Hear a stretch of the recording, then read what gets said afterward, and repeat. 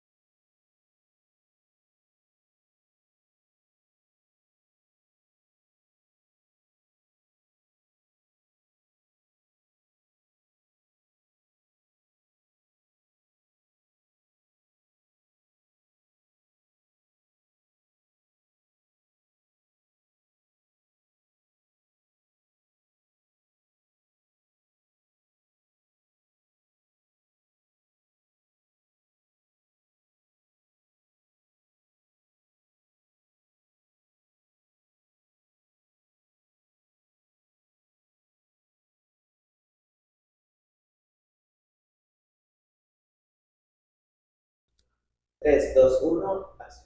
Hablemos del depósito cuando damos en renta una propiedad, una casa, porque es como que muy controversial y nunca se sabe si me lo van a devolver, si no me lo van a devolver. ¿Qué hay acerca del depósito? Mira, el depósito es un tema que a veces causa un poco de controversia porque es un pago que haces en garantía para que al momento en que tú entregues o devuelvas la propiedad, pues si hay algún desperfecto, oye, te entregué 20 focos funcionando y solo me estás entregando 5, los demás no prenden, oye, el inodoro te lo entregué funcionando y ya no sirve. Entonces, ese depósito lo utiliza el propietario para hacer todas aquellas reparaciones necesarias y que el inmueble vuelva a estar como se te entregó. Entonces, lo correcto es que, bueno, si no se entrega el inmueble en perfectas condiciones, es que ese depósito se utilice para todos tus gastos y lo que sobre, por supuesto, si sobra, muchas veces no sobra y el propietario pone hasta más, lo que sobre, o depende, se le devuelva al inquilino. Pero realmente sí es un tema importante, sí debe haber un depósito, pero por supuesto también debe respetarse que si no hay desperfectos, se le devuelva al inquilino. Y en caso de no devolverle algún depósito porque se utilizó, ¿el inquilino puede hacerme alguna demanda? Pues mira, realmente hay que comprobar. O sea, ¿sabes qué? Oye, en el contrato, como veníamos hablando, te entregué tantas cosas funcionando, tantos inodoros, tantos focos, etcétera. Entonces, obviamente, yo como propietario debo acreditarte, ahí está, estos fueron mis gastos, no sobró dinero, o estos fueron mis gastos, sobraron tantos pesos, se te devuelven. Realmente eso es como debe manejarse. Esto es lo que tienes que hacer antes de abrir un negocio en Yucatán. Lo primero que debes de hacer es solicitar tu factibilidad de uso del suelo, para saber si el predio o el inmueble en el cual vas a poner tu negocio es compatible con el giro que le vas a dar. Este documento te da la certeza que tu negocio cumple con todos los requisitos para estar establecido en el lugar que tú elegiste. Si necesitas asesoría legal, mándanos un mensaje para poder ayudarte. Fíjate que tengo una casa desde hace 10 años y no la tengo escriturada. ¿Hay algo que pueda hacer? Sí, mira, no te preocupes, hay solución. Si tú llevas viviendo por todo el tiempo que tú me estás comentando en la casa, estás pagando todos tus recibos y servicios de manera puntual y apareces en estas documentaciones como propietaria, podemos darle solución a tu problema mediante un juicio que se llama prescripción positiva. Prescripción positiva. Y bueno, ¿cómo es eso? ¿De qué trata? Básicamente es un juicio en el cual pueden promover las personas que han estado posesión de una casa de manera pacífica, continua, por todo el tiempo que ya me planteaste, como son 10 años, y en sentencia, pues ya podemos obtener esta escritura que estás buscando. O sea, es decir, si yo le pagué la casa a alguien y el dueño anterior no pudo poner las escrituras a mi nombre porque falleció, porque se fue a otro país, entonces entra este juicio de prescripción positiva. ¿Y qué es lo que tengo que hacer para entrar a ese juicio? Bueno, primero que nada, juntar toda la documentación que puedas donde tú aparezcas como propietaria. Ejemplo, el documento que firmaste que desafortunadamente no pudiste inscribir, no pudiste formalizar, todos tus recibos de los servicios como recibos de luz, recibos de agua, donde tú aparezcas como propietaria del predio, júntalos y el siguiente paso sí o sí es ya asesorarte de manera jurídica. Oye, está increíble lo que me platicas, pero ¿cómo de cuánto tiempo estamos hablando de este juicio? Mira, como todo proceso legal lleva su tiempo, pero acompañada de una buena asesoría y cumpliendo con todos los pasos y con todos los consejos que tu abogado te pueda dar, de verdad que la recompensa pues va a ser bastante benéfica para ti. Muchísimas gracias, Steph, por esta información tan valiosa que sin duda alguna le puede servir a alguien que esté en la misma situación. No te preocupes, de todas formas, para mayor información y si siguen surgiendo más dudas, estamos acá para solucionarlas. ¿Por qué tu empresa debe elegirnos como su despacho de abogados? No somos un despacho tradicional. Nos enfocamos en brindar soluciones integrales y estratégicas a las empresas en un mundo competitivo. Nos interesamos en conocer a nuestros clientes y las complejidades del sector industrial de su negocio. Así, tenemos conciencia de tus fortalezas y debilidades legales e identificamos de manera correcta tus necesidades. Aplicamos toda nuestra experiencia en la búsqueda de soluciones jurídicas congruentes con tus valores y objetivos. Nos orientamos totalmente a tu satisfacción y por eso buscamos estar en constante contacto y colaboración contigo. La adaptabilidad, la especialización y la eficiencia son elementos presentes en nuestros servicios. Si requieres asesoría legal, acércate a nosotros y podremos ayudarte con tus necesidades. ¿Cuánto cuesta un divorcio? El costo de un divorcio puede variar dependiendo de varios factores. Por ejemplo, el tipo de divorcio por el cual se haya optado, la complejidad del asunto, las reclamaciones que se estén haciendo y las pruebas para acreditar dichas reclamaciones. Considera los siguientes costos. El primero, la tramitación de los documentos oficiales que se requerirán para cualquier tipo de divorcio. El segundo, en caso de requerirse, el costo de los honorarios de los peritos de las diferentes pruebas a ofrecer. El tercero, el costo de la inscripción de dicho divorcio ante el registro civil. Y el cuarto, los honorarios de tu abogado. Si requieres asesoría legal, acércate a nosotros y podremos ayudarte con tus necesidades. Esto es lo que el Grupo Soca puede hacer por el área administrativa de tu empresa. Gestión de permisos y licencias. Facilitamos la obtención de todos los permisos y licencias necesarios para que tu empresa pueda operar sin contratiempos legales. Cumplimiento regulatorio. Te asesoramos en el cumplimiento de regulaciones locales y federales para que tu empresa se mantenga al día con las normativas vigentes y evitando sanciones. Estrategia legal para operaciones. Ofrecemos asesoría estratégica para la optimización de procesos administrativos, asegurando que las operaciones se realicen de forma eficiente y conforme a las leyes.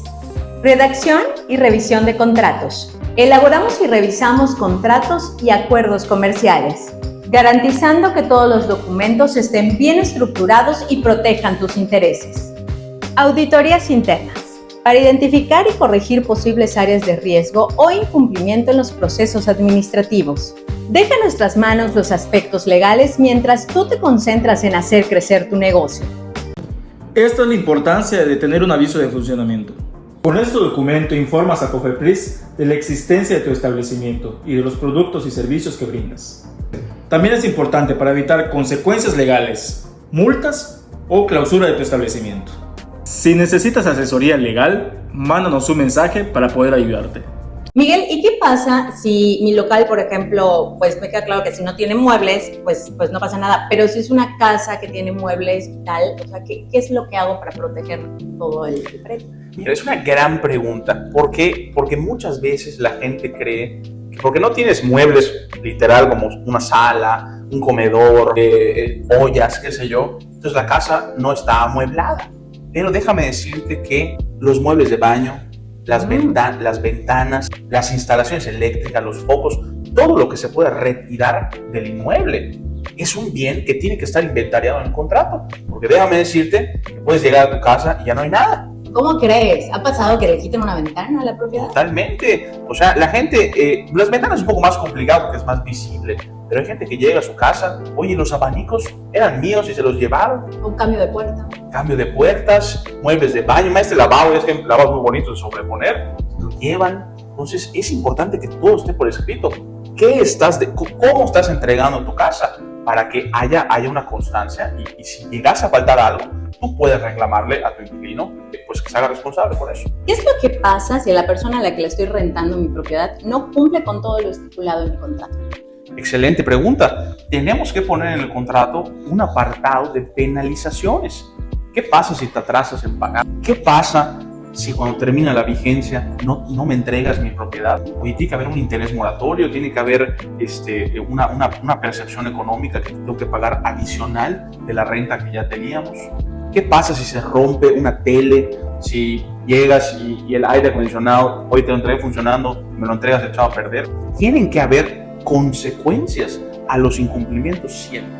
¿Y esa clase de consecuencias es directamente irme a un juicio? No necesariamente. Por eso es importante, a lo mejor puedes poner una cláusula de mediación privada, cómo solucionamos el problema sin irnos a un tribunal, a lo mejor vamos a llegar a una regla, o de plano poner, ¿sabes qué? Si me entregas una tele rota, me tienes que poner una nueva. O sea, es poner los puntos sobre las íes de qué pasa sí, porque normalmente sí pasa. ¿Qué es un divorcio voluntario? El divorcio voluntario, como su nombre lo indica, es un procedimiento bajo el cual ambos cónyuges comparecen ante un juez para solicitarles apruebe el convenio que va a contener las consecuencias de dicho divorcio. Consecuencias que van desde la custodia, patria potestad, convivencia, pensión alimenticia respecto a sus hijos o hasta la forma en que se va a liquidar los bienes que adquirieron durante su matrimonio. Si requieres asesoría legal, acércate a nosotros y podremos ayudarte con tus necesidades. Estos son los 3 errores que debes evitar al hacer tu testamento. La falta de claridad en la distribución de los bienes. Es fundamental que en el testamento se establezca qué bienes corresponden a qué personas y en qué porcentaje. Si ya tienes un testamento, pero adquieres bienes posteriormente, es muy importante que hagas uno nuevo para que señales qué quieres que suceda con esos bienes nuevos al momento de tu fallecimiento. Si requieres asesoría legal, mándanos un mensaje para que podamos ayudarte. ¿Qué pasa si no hay un mutuo acuerdo para divorciarse? Si una de las partes no quiere divorciarse o ambas partes no han llegado a un acuerdo respecto a las consecuencias que derivan del divorcio respecto a los hijos o respecto a los bienes, puedes optar por promover un juicio de divorcio sin causa. Este tipo de juicios puede tener una duración variable. Puede ser tan largo como la complejidad del asunto lo requiera o tan corto como la intención de las partes para llegar a un convenio. Si requieres asesoría legal, acércate a nosotros y podremos ayudarte con tus necesidades. Déjame contarte cuáles son los 5 errores más comunes que la gente comete al momento de poner en renta sus casas. El primer error es o no tener un contrato de arrendamiento o que tu contrato de arrendamiento no tenga lo que debe de tener. El contrato de arrendamiento es la base de la relación que vas a tener con tu futuro inquilino. Tiene que tener todos los términos y condiciones que ustedes acuerden por escrito para esta relación. ¿Y qué es lo que debe de incluir ese contrato? Pues lo más básico, monto de pago de la renta, día de pago del mes, qué pasa si te atrasas y no me pagas, cuánto tiempo vas a poder estar en la propiedad, cuándo te tienes que salir. Como quien dice, tiene que ser un contrato personalizado de acuerdo a lo que Exactamente, lo mejor que puedes hacer es acudir con tu abogado de confianza y preguntarle, oye, quiero hacer un contrato, y él te va a decir exactamente qué es lo que tienes que hacer, qué es lo que tienes que poner, que esté a tu medida. ¿Y qué otro error es común al dar en renta tu propiedad? Mira, el segundo error, y no menos importante, es no investigar a este futuro inquilino o a esta persona interesada en renta. Muchas veces, por la prisa o por la supuesta confianza que ya conoce a la persona, no te das a la tarea de revisar su historial crediticio, si está en el buro de crédito, tomar referencias de la persona, a lo mejor pedirle una carta de su arrendador previo, referencias para que te pueden evitar muchos problemas. Imagínate que te diga que le rentó antes, no sabes qué, ni le rentes, no me pagó nunca, me paga súper atrasado. Pues hay que revisar a quién le vamos a dar las llaves de nuestro patrimonio. ¿Cuál es el error más común que comete la gente antes de casarse?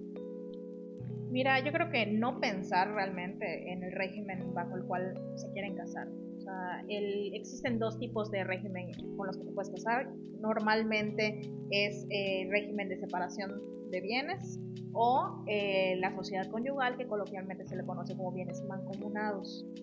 Normalmente la gente acude a casarse asumiendo cierta circunstancia, pero no se ponen a pensar realmente en qué es lo que quiero, qué es lo que quieren como pareja para ya adquirir ese tipo de régimen durante su matrimonio. ¿Qué pasa al momento del divorcio o por qué eso pudiera ser algo que es importante considerar antes de firmar un contrato de matrimonio? Mira, ¿por qué es importante? Porque normalmente creemos que cuando uno se casa por sociedad legal, la primera imagen que nos viene a la mente es todas tus pertenencias, voy a ser propietario en un 50%. Todo lo bueno, todo lo bonito lo vamos a dividir al 50%. Casas, dinero, propiedades, todo lo que implique un título o ganancia. La gente no se pone a pensar realmente que el régimen va más allá de las cuestiones buenas o de esa parte bonita. También tiene que considerarse que hay como un lado B del cassette. O sea, el lado B es que no solamente comparten todos los beneficios en cuestión dinero, en cuestión casas, en cuestión cuestiones económicas, sino también comparten todas las deudas. Entonces, esa es la razón real por la cual es una decisión importante. ¿Por qué? Porque obviamente uno se casa nada más pensando en todo lo bonito. No sabe también las personas que comparten también el lado oscuro, el lado B de la situación.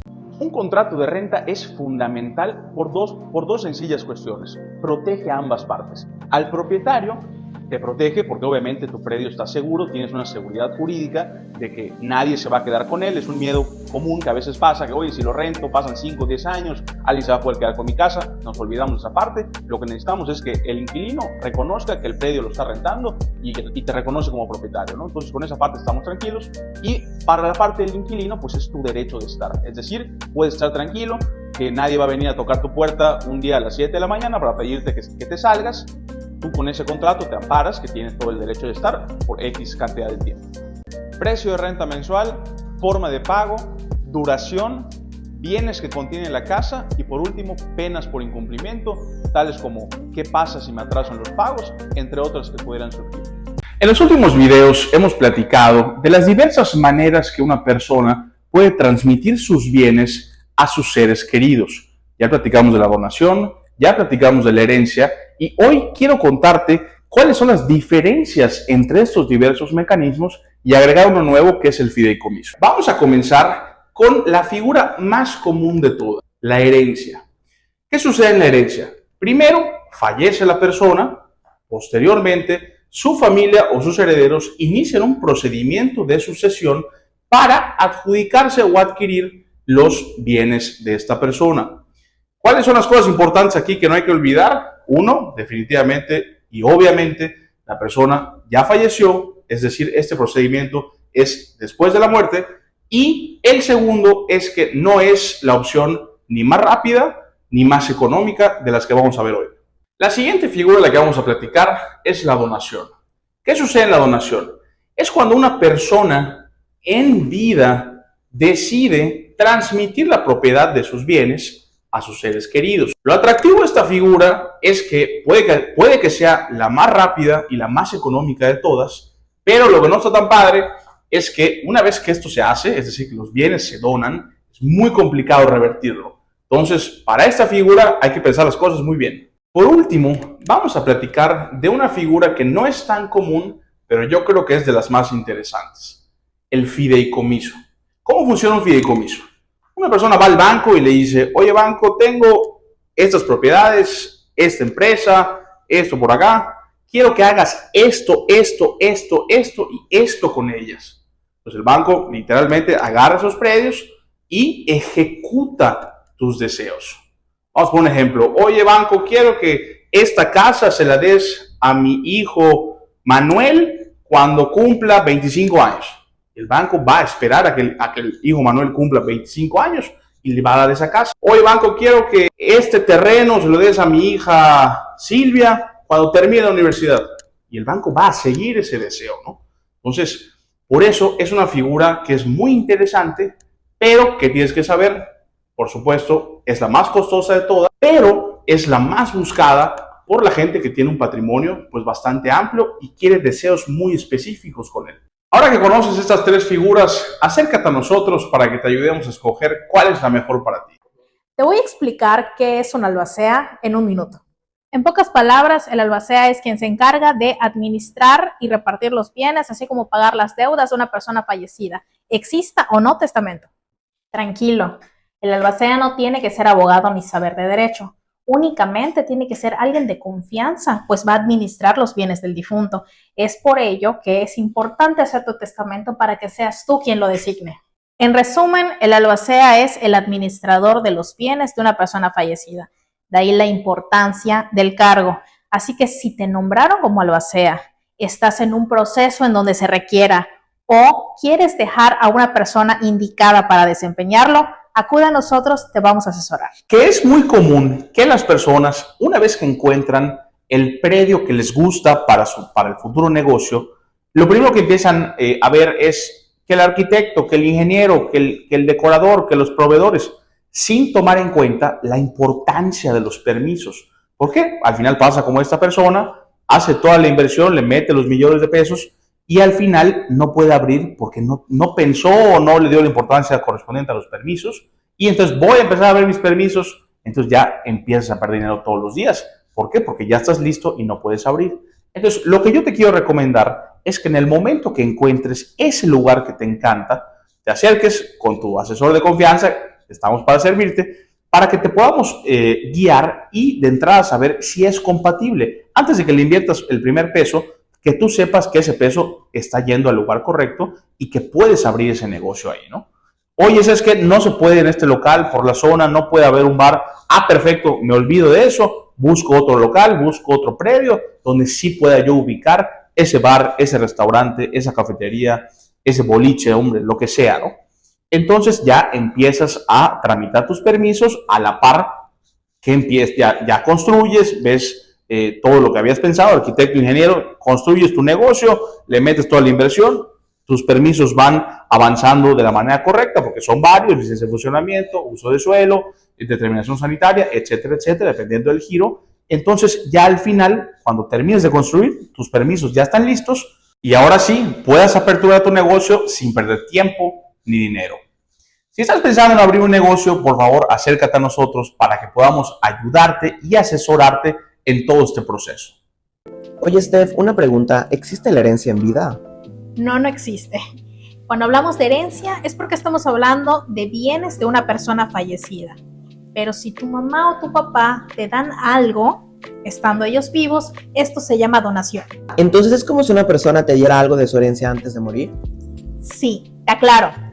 Todas las personas tenemos el poder de decisión sobre qué hacer con las cosas de nuestra propiedad y en qué momento darlas. Si este momento es después de fallecer, se llama herencia. Si lo queremos hacer mientras estemos vivos, es donación. Oye, pero me surge una duda. Entonces, ¿la donación en vida podría afectar lo que se hereda después de la muerte de la persona? Claro, no hay que olvidar que uno solo puede heredar lo que le pertenece al momento de su fallecimiento. Y al momento de hacer una donación, la cosa que tú estás donando te deja de pertenecer. ¿Y cuál sería la forma correcta de hacer esto? Para ambos casos, ya sea herencia o una donación, tiene que ser un contrato bien redactado, que es por escrito y observando todos los requisitos legales. Si tienes más dudas que te vayan surgiendo respecto a la figura de la donación o cómo quieres dejar organizado tus bienes para una herencia, contáctanos y te vamos a asesorar. ¿Tienes una empresa y no estás haciendo esto? Cuidado. Si tienes una sociedad, es muy importante que tengas todos tus libros corporativos al día. Por mencionarte algunos de estos libros son libro de registro de socios, libro de registro de acciones, libro de registro de aumento y disminución de capital y libro de actas de asamblea. Y no es solo cosa de hacerlos y dejarlos ahí asentados. Mantenerlos actualizados es súper importante. Si no mantenemos estos libros al día, pudiesen llegar a tener problemas con el SAT o incluso perder derechos importantes sobre tu empresa. Si quieres evitarte este tipo de problemas, contáctanos, nosotros nos ocupamos de todo lo legal para que tú solo te enfoques en crecer.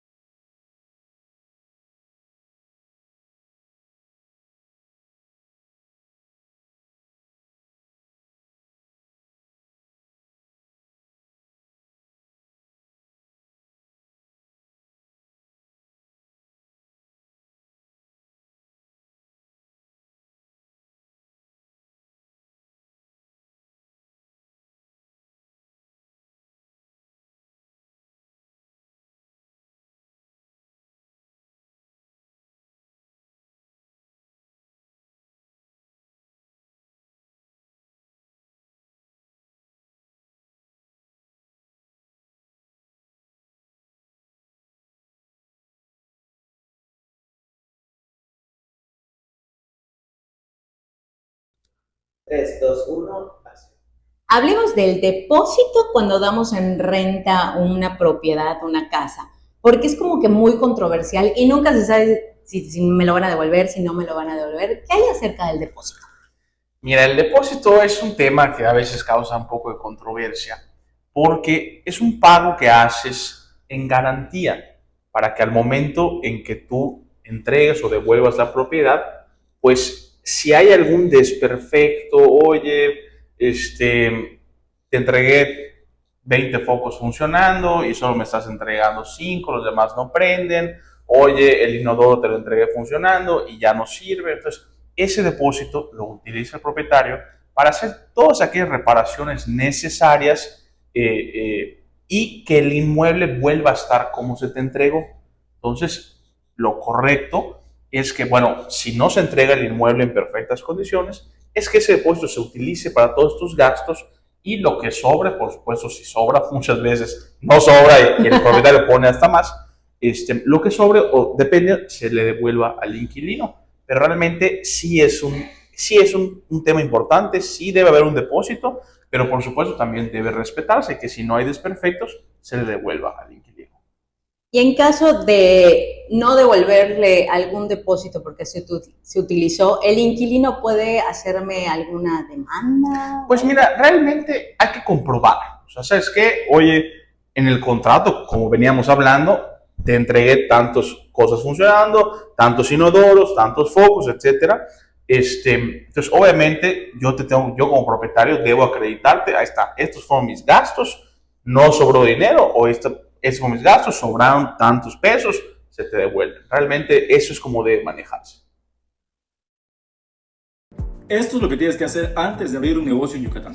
Lo primero que debes de hacer es solicitar tu factibilidad de uso del suelo, para saber si el predio o el inmueble en el cual vas a poner tu negocio es compatible con el giro que le vas a dar. Este documento te da la certeza que tu negocio cumple con todos los requisitos para estar establecido en el lugar que tú elegiste. Si necesitas asesoría legal, mándanos un mensaje para poder ayudarte.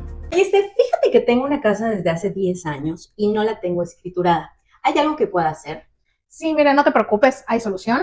Si tú llevas viviendo por todo el tiempo que tú me estás comentando en la casa, estás pagando todos tus recibos y servicios de manera puntual y apareces en estas documentaciones como propietaria, podemos darle solución a tu problema mediante un juicio que se llama prescripción positiva. Prescripción positiva. Y bueno, ¿cómo es eso? ¿De qué trata? Básicamente es un juicio en el cual pueden promover las personas que han estado posesión de una casa de manera pacífica, continua, por todo el tiempo que ya me planteaste, como son 10 años, y en sentencia, pues ya podemos obtener esta escritura que estás buscando.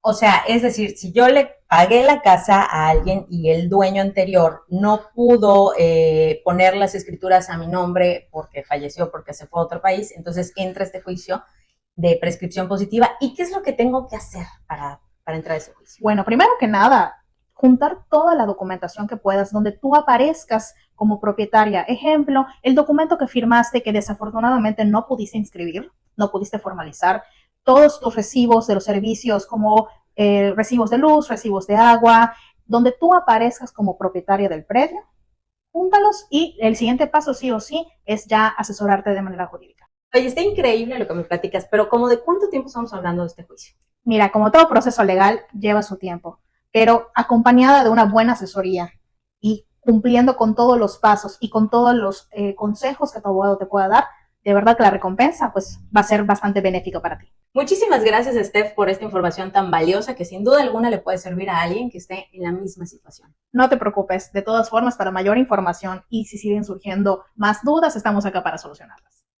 ¿Por qué tu empresa debe elegirnos como su despacho de abogados? No somos un despacho tradicional. Nos enfocamos en brindar soluciones integrales y estratégicas a las empresas en un mundo competitivo. Nos interesamos en conocer a nuestros clientes y las complejidades del sector industrial de su negocio. Así, tenemos conciencia de tus fortalezas y debilidades legales e identificamos de manera correcta tus necesidades. Aplicamos toda nuestra experiencia en la búsqueda de soluciones jurídicas congruentes con tus valores y objetivos. Nos orientamos totalmente a tu satisfacción y por eso buscamos estar en constante contacto y colaboración contigo. La adaptabilidad, la especialización y la eficiencia son elementos presentes en nuestros servicios. Si requieres asesoría legal, acércate a nosotros y podremos ayudarte con tus necesidades. ¿Cuánto cuesta un divorcio? El costo de un divorcio puede variar dependiendo de varios factores. Por ejemplo, el tipo de divorcio por el cual se haya optado, la complejidad del asunto, las reclamaciones que se estén haciendo y las pruebas para acreditar dichas reclamaciones. Considera los siguientes costos. El primero, la tramitación de los documentos oficiales que se requerirán para cualquier tipo de divorcio. El segundo, en caso de requerirse, el costo de los honorarios de los peritos de las diferentes pruebas a ofrecer. El tercero, el costo de la inscripción de dicho divorcio ante el registro civil. Y el cuarto, los honorarios de tu abogado. Si requieres asesoría legal, acércate a nosotros y podremos ayudarte con tus necesidades. Esto es lo que el Grupo Soca puede hacer por el área administrativa de tu empresa. Gestión de permisos y licencias. Facilitamos la obtención de todos los permisos y licencias necesarios para que tu empresa pueda operar sin contratiempos legales. Cumplimiento regulatorio. Te asesoramos en el cumplimiento de regulaciones locales y federales para que tu empresa se mantenga al día con las normativas vigentes y evitando sanciones. Estrategia legal para operaciones. Ofrecemos asesoría estratégica para la optimización de procesos administrativos, asegurando que las operaciones se realicen de forma eficiente y conforme a las leyes. Redacción y revisión de contratos. Elaboramos y revisamos contratos y acuerdos comerciales, garantizando que todos los documentos estén bien estructurados y protejan tus intereses. Auditorías internas. Para identificar y corregir posibles áreas de riesgo o incumplimiento en los procesos administrativos. Deja en nuestras manos los aspectos legales mientras tú te concentras en hacer crecer tu negocio. Esta es la importancia de tener un aviso de funcionamiento. Con este documento informas a Cofepris de la existencia de tu establecimiento y de los productos y servicios que brindas. También es importante para evitar consecuencias legales, multas o clausura de tu establecimiento. Si necesitas asesoría legal, mándanos un mensaje para poder ayudarte. Miguel, ¿y qué pasa si mi local, por ejemplo, pues me queda claro que si no tiene muebles, pues no pasa nada, pero si es una casa que tiene muebles y tal, o sea, ¿qué es lo que hago para proteger todo el predio? Mira, es una gran pregunta. ¿Por qué? Porque muchas veces la gente cree que porque no tienes muebles literal como una sala, un comedor, ollas, qué sé yo, entonces la casa no está amueblada. Pero déjame decirte que los muebles de baño, las ventanas, las instalaciones eléctricas, los focos, todo lo que se pueda retirar del inmueble es un bien que tiene que estar inventariado en el contrato. Porque déjame decirte que puedes llegar a tu casa y ya no hay nada. ¿Cómo crees? ¿Ha pasado que le quiten una ventana a la propiedad? Totalmente. O sea, la gente, las ventanas es un poco más complicado porque es más visible. Pero hay gente que llega a su casa, oye, los abanicos eran míos y se los llevaron. Un cambio de puerta. Cambio de puertas, muebles de baño, este lavabo, es que lavabo muy bonito de sobreponer, lo llevan. Entonces es importante que todo esté por escrito. ¿Cómo estás entregando tu casa? Para que haya una constancia y si llegas a faltar algo, tú puedes reclamarle a tu inquilino pues que se haga responsable por eso. ¿Qué es lo que pasa si la persona a la que le estoy rentando mi propiedad no cumple con todo lo estipulado en mi contrato? Excelente pregunta. Tenemos que poner en el contrato un apartado de penalizaciones. ¿Qué pasa si te atrasas en pagar? ¿Qué pasa si cuando termina la vigencia no me entregas mi propiedad? Oye, tiene que haber un interés moratorio, tiene que haber una percepción económica que tengo que pagar adicional de la renta que ya teníamos. ¿Qué pasa si se rompe una tele? Si llegas y el aire acondicionado, hoy te lo entregué funcionando, me lo entregas echado a perder. Tienen que haber consecuencias a los incumplimientos siempre. ¿Y esa clase de consecuencias es directamente irme a un juicio? No necesariamente. Por eso es importante, a lo mejor puedes poner una cláusula de mediación privada, cómo solucionamos el problema sin irnos a un tribunal, a lo mejor vamos a llegar a una regla, o de plano poner, ¿sabes qué? Si me entregas una tele rota, me tienes que poner una nueva. O sea, es poner los puntos sobre las íes de qué pasa sí, porque normalmente sí pasa. ¿Qué es un divorcio voluntario?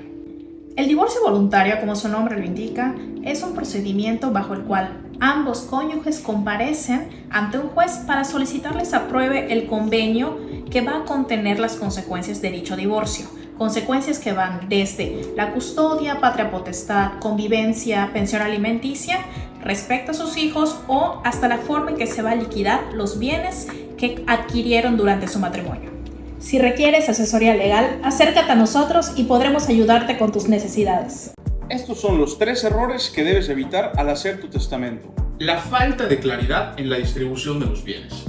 Es fundamental que en el testamento se establezca qué bienes corresponden a qué personas y en qué porcentaje. Si ya tienes un testamento, pero adquieres bienes posteriormente, es muy importante que hagas uno nuevo para que señales qué quieres que suceda con esos bienes nuevos al momento de tu fallecimiento. Si requieres asesoría legal, mándanos un mensaje para que podamos ayudarte. ¿Qué pasa si no hay un mutuo acuerdo para divorciarse? Si una de las partes no quiere divorciarse o ambas partes no han llegado a un acuerdo respecto a las consecuencias que derivan del divorcio respecto a los hijos o respecto a los bienes, puedes optar por promover un juicio de divorcio sin causa. Este tipo de juicios puede tener una duración variable. Puede ser tan largo como la complejidad del asunto lo requiera o tan corto como la intención de las partes para llegar a un convenio. Si requieres asesoría legal, acércate a nosotros y podremos ayudarte con tus necesidades. Déjame contarte cuáles son los 5 errores más comunes que la gente comete al momento de poner en renta sus casas. El primer error es o no tener un contrato de arrendamiento o que tu contrato de arrendamiento no tenga lo que debe de tener. El contrato de arrendamiento es la base de la relación que vas a tener con tu futuro inquilino. Tiene que tener todos los términos y condiciones que ustedes acuerden por escrito para esta relación. ¿Y qué es lo que debe de incluir ese contrato? Pues lo más básico, monto de pago de la renta, día de pago del mes. ¿Qué pasa si te atrasas y no me pagas? ¿Cuánto tiempo vas a poder estar en la propiedad? ¿Cuándo te tienes que salir? Como quien dice, tiene que ser un contrato personalizado de acuerdo a lo que Exactamente. Lo mejor que puedes hacer es acudir con tu abogado de confianza y preguntarle, oye, quiero hacer un contrato, y él te va a decir exactamente qué es lo que tienes que hacer. qué es lo que tienes que poner, que esté a tu medida. ¿Y qué otro error es común al dar en renta tu propiedad? Mira, el segundo error, y no menos importante, es no investigar a este futuro inquilino o a esta persona interesada en renta. Muchas veces, por la prisa o por la supuesta confianza que ya conoce a la persona, no te das a la tarea de revisar su historial crediticio, si está en el buro de crédito, tomar referencias de la persona, a lo mejor pedirle una carta de su arrendador previo, referencias para que te pueden evitar muchos problemas. Imagínate que te diga el que le rentó antes, no sabes qué, ni le rentes, no me pagó nunca, me paga súper atrasado. Pues hay que revisar a quién le vamos a dar las llaves de nuestro patrimonio. ¿Cuál es el error más común que comete la gente antes de casarse? Mira, yo creo que no pensar realmente en el régimen bajo el cual se quieren casar. O sea, existen dos tipos de régimen con los que te puedes casar. Normalmente es el régimen de separación de bienes o la sociedad conyugal, que coloquialmente se le conoce como bienes mancomunados. Normalmente la gente acude a casarse asumiendo cierta circunstancia, pero no se ponen a pensar realmente en qué es lo que quiero, qué es lo que quieren como pareja para ya adquirir ese tipo de régimen durante su matrimonio. ¿Qué pasa al momento del divorcio o por qué eso pudiera ser algo que es importante considerar antes de firmar un contrato de matrimonio? Mira, ¿por qué es importante?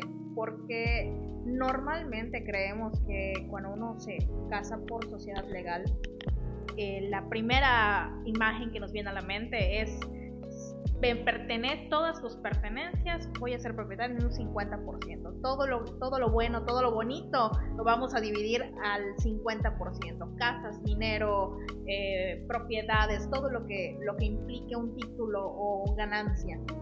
La gente no se pone a pensar realmente que el régimen va más allá de las cuestiones buenas o de esa parte bonita.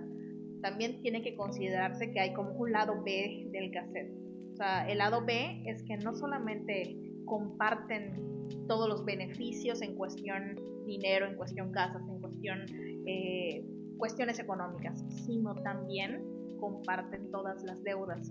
Entonces, esa es la razón real por la cual es es una decisión importante. ¿Por qué? Porque obviamente uno se casa nada más pensando en todo lo bonito. No sabe también las personas que comparten también el lado oscuro, el lado B de la situación.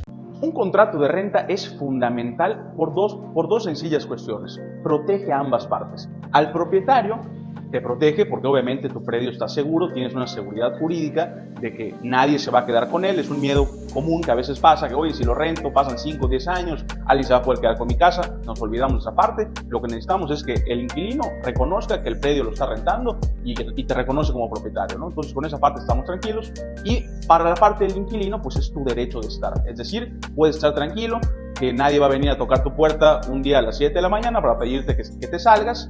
Tú con ese contrato te amparas que tienes todo el derecho de estar por X cantidad de tiempo. Precio de renta mensual, forma de pago, duración, bienes que contiene la casa y por último penas por incumplimiento, tales como qué pasa si me atraso en los pagos, entre otras que pudieran surgir.